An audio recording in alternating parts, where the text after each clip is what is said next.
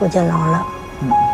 Selain film horor Thailand, gue juga nungguin kayak film-film komedinya, terus dramanya juga. Dan kali ini udah muncul nih dramanya nih. Judulnya How to Make Millions Before Grandma Dies. Dan ceritanya emang beneran serelate itu. Sumpah, kalian harus siapin tisu kalau nonton ini, demi apapun. Gue juga sampai netesin air mata. Karena ya emang sedekat itu, terasa begitu intim ke apa namanya tuh, chemistry antara si nenek sama si cucunya itu tadi. Terus juga nggak cuman sekedar itu doang di drama keluarga ini, tapi juga ngelibatin apa ya, anak-anaknya dari si nenek itu tadi, dari cara konflik mereka antara anak ya, tentang mengurus ibunya itu tadi, terus tentang warisan. Dan ya salah satu konflik yang cukup diangkat banget oleh film ini adalah tentang ya warisannya itu tadi, karena si nenek ini kan diceritain kalau dia tuh punya kanker dan punya semacam berapa tahun gitu, setahun kalau nggak salah ya usianya. Mungkin karena ini juga apa ya, sebuah film dari Thailand, yaitu adalah Asia Tenggara, yang sama-sama juga yang kurang lebih apa ya, mungkin treatment keluarganya, cara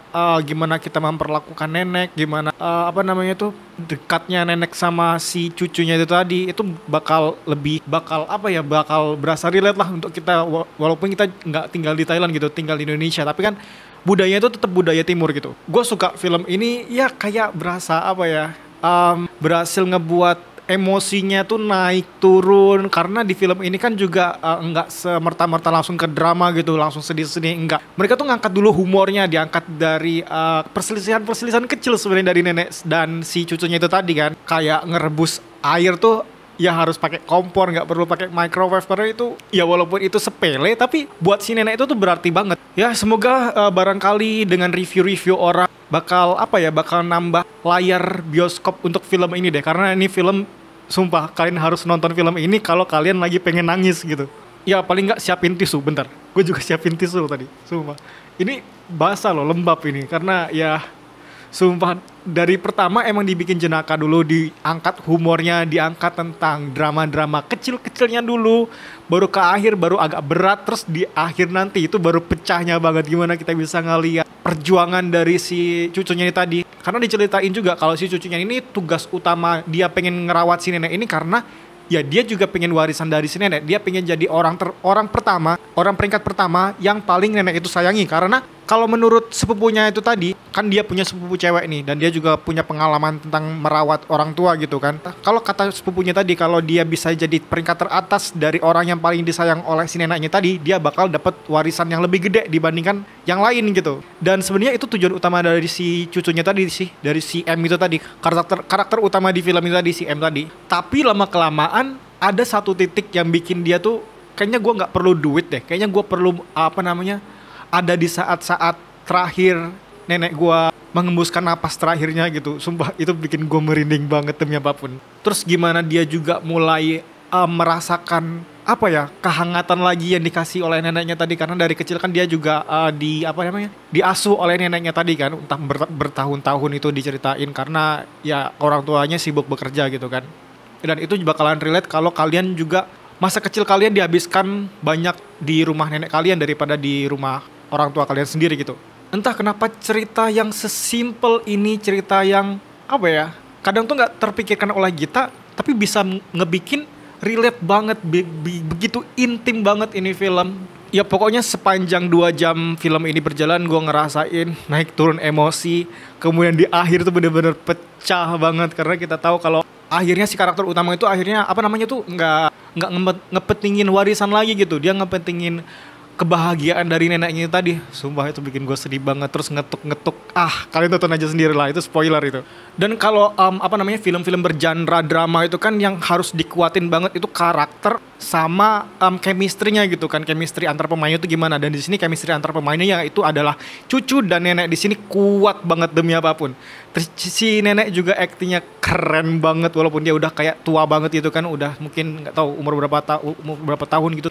Tapi dia bisa ngebangun chemistry yang begitu lekat banget sama si anak muda ini yang jadi karakter M itu, deket banget. Jadi kita kayak ngerasa yakin gitu, ini nenek sama cucu gitu. Dan itu bener-bener dapet banget feel-nya, dapet banget gimana mereka, si karakter utama ini saling menatap gitu. Itu kayak walaupun gak ada dialog, tapi lirikan mata, tatapan mata, pandangannya, ngelihat si cucunya itu tadi, itu menurut gue udah wow. karena aktingnya emang keren banget.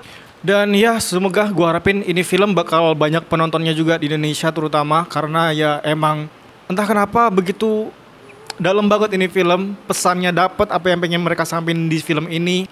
Terus ya kedekatan hubungan antara si cucu sama si nenek ini ternyata udah terjalin dari sedemikian kecil. Dan si director juga pinter banget ngarahin ceritanya, dari mana si nenek kan ngasih baju ke cucunya itu kan, baju putih gitu, kemeja gitu, katanya buat pekerjaan dia gitu. Tapi pas di ending gue lihat dia pakai baju itu dan berasa kayak aduh, asli pokoknya di ending itu bikin gue makin merembes, air matanya makin keluar, makin gak ketolong buat terbendung lagi. Karena ya emang sepecah itu endingnya, terutama kita ngelihat si karakter utama si M ini nih bener-bener apa ya, lama-kelamaan tuh jadi tulus gitu untuk ngerawat si neneknya tadi. Ya kalian tahu sendiri kalau orang tua kan semakin dia bertambah umur, semakin tua dia tuh bakal semakin itu kembali menjadi anak kecil lagi, kayak bayi, ngomel mulu, susah diatur segala macem. Dan film ini juga demikian, ngegambarin gimana neneknya tuh susah diatur, disuruh dibantuin nggak mau, pokoknya dia nggak pengen ngerepotin orang lain, sebenarnya nggak pengen ngerepotin anaknya. Tapi kan ya itu emang tugas anak kan, kalau si orang tuanya udah tua gitu ya tugas anak buat ngerawat orang tuanya. Tapi yang kayak gue udah bilang tadi, kalau film ini tuh enggak semerta-merta drama banget, enggak. Ini film juga ada humornya kayak film-film Thailand lainnya lah, diselupin humor-humor, tapi tektokannya tuh kena banget, ngena gitu, pas. Terus lucunya dapet, walaupun itu dialog yang kecil, tapi mereka mentingin banget itu ada humornya tadi dan ngena banget, apalagi waktu adegan mandi. Sumpah itu wow. Gua pokoknya setiap adegan itu berasa kayak detail banget. Apa yang terjadi di adegan ini bakal terulang lagi ke adegan akhirnya nanti gitu. Itu detail yang penting, yang kayak biasanya director lain bakal ngelewatin itu, tapi director ini di film ini mereka ngangkat lagi untuk mengebangun sisi emosionalnya lagi gitu. Di film ini juga kayak ngeliatin POV dari gimana si nenek ini memandang cucunya, terus gimana pun sebaliknya gitu, gimana cucunya juga memandang si nenek ini tadi. Jadi kita dapat dua POV dan dua-duanya emang sama-sama bikin haru sih, bikin ya paling nggak kalian bakal berlinang air mata, kalau nggak itu ya menangis kejer. Dan ya silakan ditonton filmnya. Sampai jumpa di lain video. Terima kasih yang sudah memberikan super thanks dan saweria yang udah gua cantumkan di deskripsi. Dan jangan lupa follow Instagram gua, karena di sana gua bakal ngasih rekomendasi film ataupun series yang lagi gua tonton sekarang. So ya, terima kasih dan jangan lupa bertobat.